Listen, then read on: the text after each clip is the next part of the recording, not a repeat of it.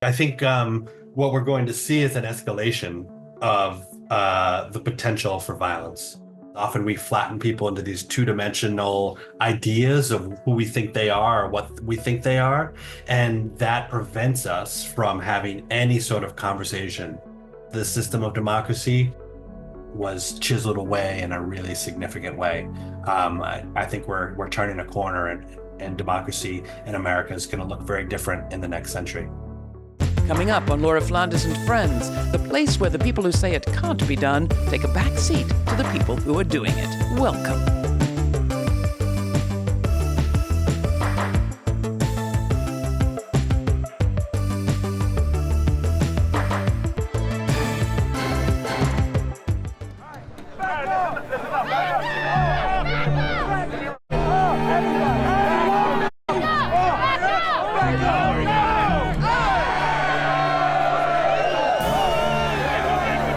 One meet. This was actually supposed to be a security brief for the Proud Boys, but I thought it was amazing that you guys came out to support us. When I started the conservative movement, it was old people on oxygen tanks and walkers. Yeah, not no more, brother. Not no more. The energy that we've gotten since 2016 has been phenomenal. We're waking up, baby. We, as people, have figured out what's really important and what's at stake. Our Constitution, our liberties, our freedoms. To the parasites, both in Congress and in that stolen White House. You want a war?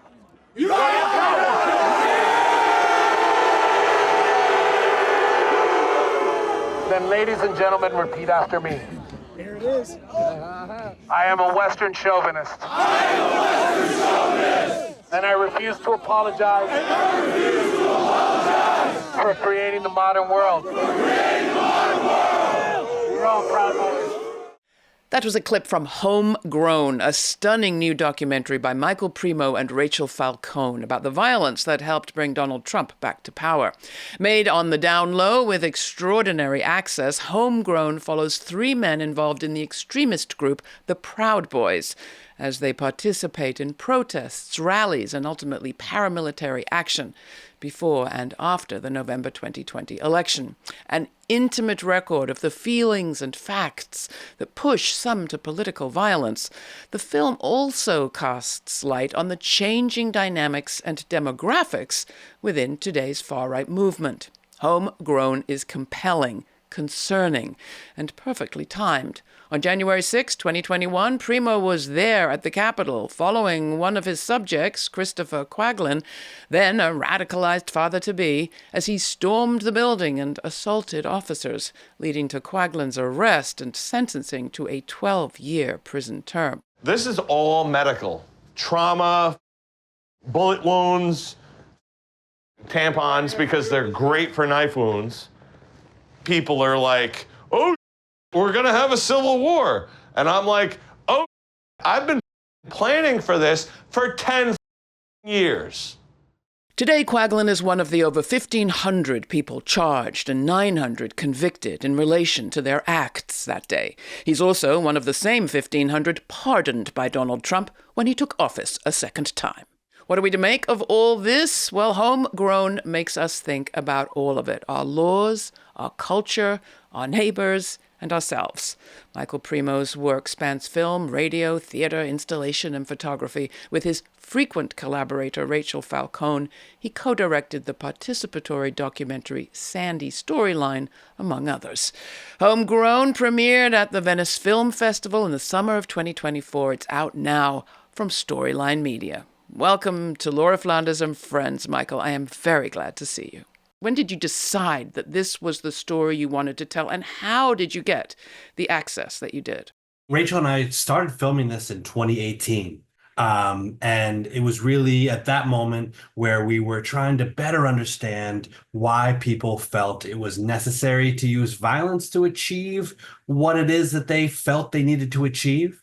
So we really set out to try to better understand why people, sort of somewhat across the political spectrum, were fighting for America. Like, what does that mean to fight for America? Who are you fighting? What are you fighting for? And I think that honest curiosity was really a credit to how we ended up getting the access that we did. I think fundamentally, I found many people who, share a perspective that I share, which is that, we live in a system where the economic and political system is rigged in favor of corporations and the billionaires at the expense of working class and middle class people. And that sort of central critique or frustration sort of seemed to run through all the people that we met. Now, you say you set out to look across the political spectrum, but you end up with three Proud Boys. Can you talk about them as individuals, how you settled on them, and what happened to that idea that you would be talking to people of a variety of political ideologies? While we were in production, we were talking to people sort of who are on the left, who are on the right. And the more we thought about this film, there was too many ideas for one film. And the energy and the excitement and the proximity to power that the conservative movement was exhibiting made that angle particularly provocative. Why we ended up with the participants that we did was because we really saw this sort of level of energy and excitement bubbling in the conservative movement. And I'm very familiar with social movements. I've been around many different types of social movements. And there was just this energy coalescing in a particular way. And we wanted to figure out how we could be as close to the center of that energy as possible to really better understand why people were doing what they were doing. Is there a moment where you could see that possibly something like January 6th was in the cards? We could have never imagined where it would take us, but we knew we were headed to something explosive. The summer before the election, it became very clear that there was a level of alignment and organization across different tendencies of the conservative movement that were finding a level of, finding kind of a rhythm of working together, so to speak, in a way that pretended that something big was going to happen. Was there anything you learned new about that day, January 6th itself? I think overall what we learned is that the movement is much more diverse and dynamic than we sort of went in thinking. We did not expect to find people across the sort of racial and demographic spectrum like we did. But I think people don't fully appreciate how this event was planned in public.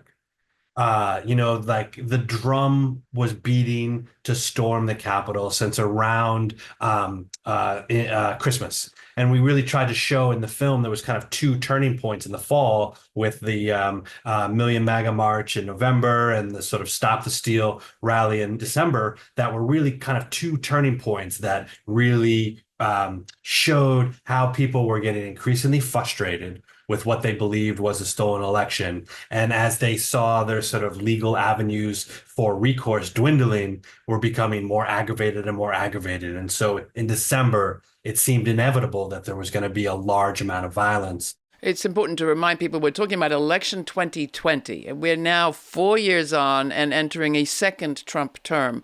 Are the concerns you raise that you've just mentioned allayed now? Do you feel like these folks that you followed are like, okay, our guy's in power, we can go home? No, I think what we're going to see is an escalation of the potential for violence. People feel increasingly emboldened in a way that I think is somewhat similar of 2016, but there's a different sense of urgency around now.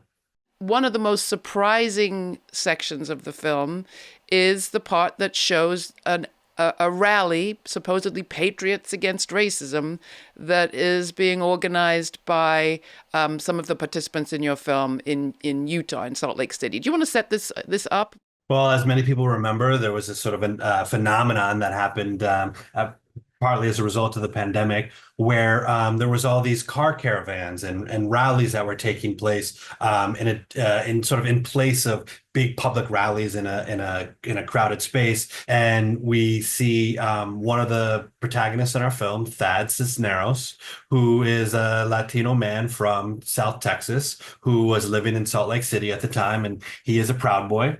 And he is somebody who had been racially profiled by the police on several occasions. And it was his opinion that the problem with police was not a systemic problem, but it was a case of bad apples. But regardless, he is somebody who was interested in, or is still interested in, police reform. He thought that the system had to be addressed in some way to address these bad apples. And he forged this completely unlikely alliance with this woman named Jakari Kelly, who is a Black Lives Matter activist. And he was like, look, maybe we can sort of reach across the aisle, so to speak, and talk to people who, you know, on the surface, maybe were diametrically opposed. So him and Jakari kind of struck up this unlikely relationship, which we see in the film. It's not all kumbaya, as even this clip reveals. Girl, what you do, girl?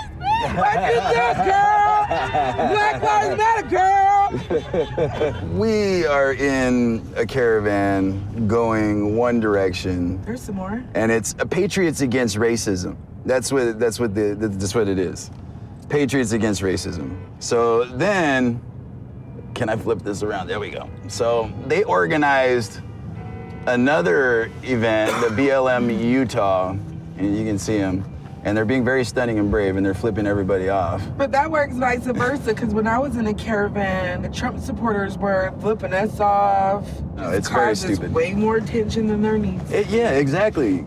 Both Jakari and myself are of what I think is a very good opinion, that you should allow the other side to voice their opinion without any kind of reprisal.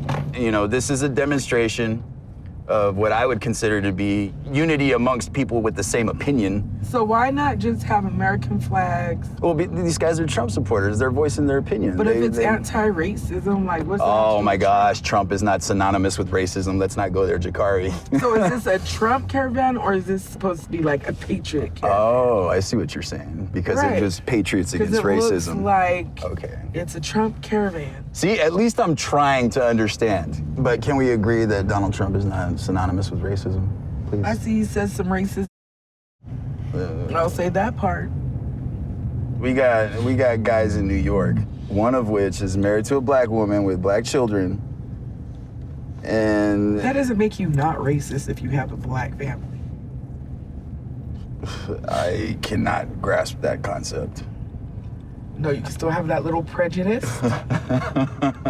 that is complete nonsense to me. Oh my God. That is complete nonsense. That's like saying a black person can't be prejudiced against a Mexican person. You've talked about that alliance as unlikely. What's happened to it? So it was somewhat short-lived. Thad's attempt to try to work with Black Lives Matter activists was met with a backlash from other activists in the Proud Boys, who were very critical of him trying to work with Black Lives Matter. Some people liked the idea. Some people were like, no, you can't work with them. They think we're all white supremacists. They'll never understand anything else. And as a result, their partnership was very short-lived. Is the far right white supremacist? So I think that is one of the things that we try to complicate in the film, because we show so many people of color who would not identify as white supremacists, who they themselves say that they're not racist. Even, one of the Proud Boys in our film, Randy Ireland, who is a white man who lives in Brooklyn, New York. In my experience with him, is someone who is not a racist. And I think it sort of complicates this narrative. And I saw Randy and I saw Thad fighting with other activists in the movement around racism, around white supremacy. And often the flack that they caught was, hey, you're giving in to the sort of woke left that's trying to censor and trying to, cancel people. We're conservatives. We don't cancel people. We accept all views. It's freedom of speech. People can say what they're going to say. And, Randy would retort, right, no, we need to get rid of the white supremacists. We need to get rid of the racists. That's not what democracy, that's not what America is about. And this tension was present, and it was palpable, and it was a level of debate, or it was a volume of the debate that I didn't expect to find. What you do cover, though, and portrays so brilliantly, is maybe not white supremacist the people, but white supremacy the structure. And I'm thinking particularly of the scene where another one of the caravans, one that Chris is participating in, is heading down the highway in Long Island at relatively high speed, and they're joking about how they're never going to get pulled over by police. What are you wanting your audience to think about that moment? So what we want to see, why we made this film in the way that we made, and what I mean by that is it's an observational film. There's no sit-down interviews. No, we feel like we are right there with you. And we wanted you to be up close and personal to see the gulf and the juxtapositions and the tensions and contradictions between what they say and what they do, and how their actions reverberate in the world in very different ways based on race and class. And so we wanted to be clear to see how people move through the world and how they act very differently. I think we see this in that Trump train that you're referencing, and we also see this on January 6th. If there was a very different type of movement that looked in a very different way, the response from law enforcement would have been absolutely different. And I have no compunction about that at all. And so we want to make these juxtapositions very clear and really have a way in for people who sort of don't quite understand how their actions may support systems of white supremacy, and what the gulf between what you say is and what you do is, if that makes sense.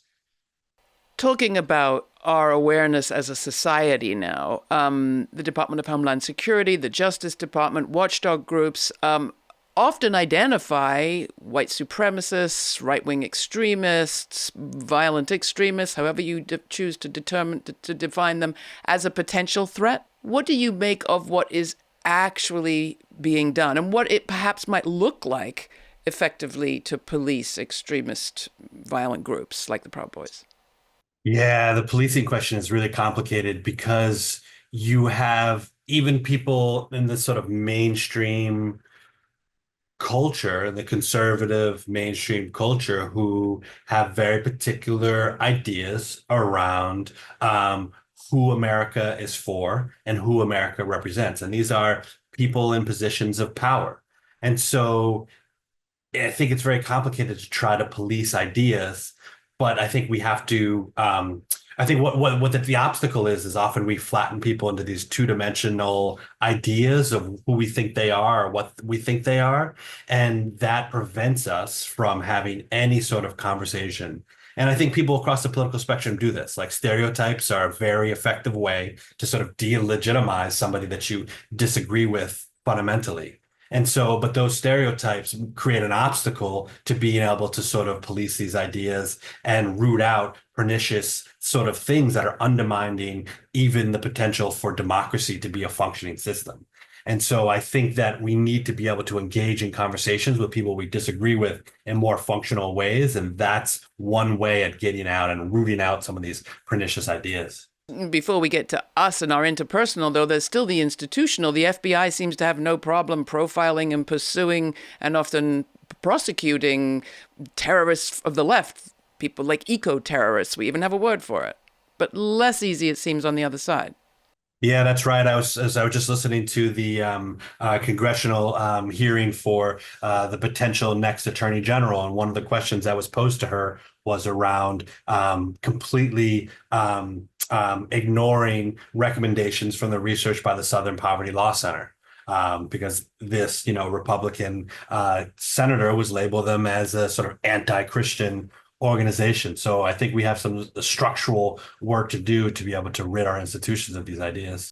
I did want to hear more about where you see places for work to be done. And you've alluded to it, but one question I have is, where do you see the fissures inside the far right and even inside the individuals themselves? And then where do you see possible points of connection? You've mentioned one, and I think your guy Thad, was radicalized by Michael Moore, so that's one point of connection right there. It's hard to get through the noise and the backlash around DEI and, woke and all these sort of words that have become sort of buzzwords to the right. But I feel like if we can use different language, there's opportunities for penetration and deeper understanding around race and how privilege affects society. I think another point is around the crisis of masculinity. I think we don't have, and by we I mean men, in particular cisgendered men. There's a lack of space within our society to express vulnerability and talk constructively around what does it mean to be a man in this current age. I think often these conversations are had through finger pointing and shaming and calling people out rather than calling people in. One of the others that struck me is it would probably help for us to have fewer wars. A lot of your folks are veterans. Yeah, there's Catherine Ballou and some of these writers who have well documented how every American conflict abroad is followed by sort of an explosion of sort of far right militarized activity at home. And, what we're experiencing is very much a result of these, 20 years of the quote unquote forever wars. Where people, signed up for God and country and, maybe perhaps what they, earnest reasons to try to, be involved in something. And many people join the military just to have a way out of their community, just to get a job, just to, get an education. And all of these sort of complicated reasons for that involvement are not necessarily talked about in our broader society. People are sort of lumped in and grouped into these stereotypes. And as a result, when they re-enter society, there isn't the support needed to be able to help folks reacclimate, refocus, and process the sort of trauma of those experiences in a way that can make them sort of productive to a pluralistic democracy that we're hoping to build. What do you make of the culture we're creating around culpability, liability, accountability, impunity? Trump, of course, being the first felon now to sit in the White House, but having been sentenced to no time. Well, I think one of the biggest things that it'll do is sort of reinforce this culture, this lack of accountability culture in which we exist, where people can, commit acts of violence with impunity and without any sort of accountability. And that's, kind of scary because I think what it pretends is, but the potential for an escalation of violence. We're in an era now where one political party, primarily the Republican Party, no longer sees the Democrats as a legitimate partner in governance. And when one political party no longer sees the other party as a legitimate partner in governance, it increases the potential for sectarian violence. And we've seen this in other countries around the world as over the last, 2-3 decades. And I think that's the era that we're entering now, that'll really be signaled by these pardons, because that's sending the message that January 6th was peaceful and January 6th was sort of an inconsequential protest, just like any other protest, quote unquote. I'll ask you the question we ask everybody in this show, which is, what do you think is the story that the future will tell of this moment? People, 10, 15, 20 years from now will look at this moment as a turning point in American democracy when some of the sort of the infrastructure of reason that buttresses the system of democracy was chiseled away in a really significant way. I think we're turning a corner, and democracy in America is going to look very different in the next century.